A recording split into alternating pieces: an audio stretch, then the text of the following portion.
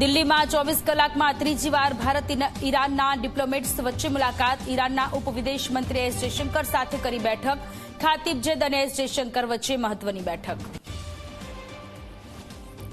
હવે આકરી ગરમીનો માર સહન કરવા રહેજો તૈયાર. આજથી આગામી 5 દિવસ રાજ્યમાં હીટવેવની આગાહી. દક્ષિણ ગુજરાતના જિલ્લામાં હીટવેવનું યલો એલર્ટ જાહેર.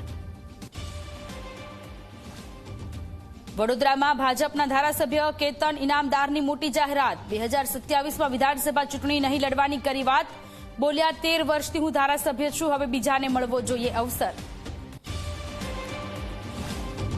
સુરતમાં પનીર બાદ હવે મળ્યો શંકાસ્પદ ઘીનો જથ્થો. માંડવીના ખેડાપુરમાં એક ઘરમાં બનાવાતું શંકાસ્પદ ઘી હતું, ઝડપાયું. 6.65 લાખની કિંમતના ઘીના જથ્થા જપ્ત કરી હાથ ધરાઈ તપાસ. સુરેન્દ્રનગર જમીન કૌભાંડમાં ઈડીએ રજૂ કરી ચાર્જશીટ. જમીન એને કરવાનું કામ સુનિયોજિત કૌભાંડ હોવાનો દાવો. રૂપિયા ન આપનારની અરજી જાણી જોઈને રખાતી હતી પેન્ડિંગ. 1 વર્ષમાં $10 કરોડ કર્યા એકત્ર.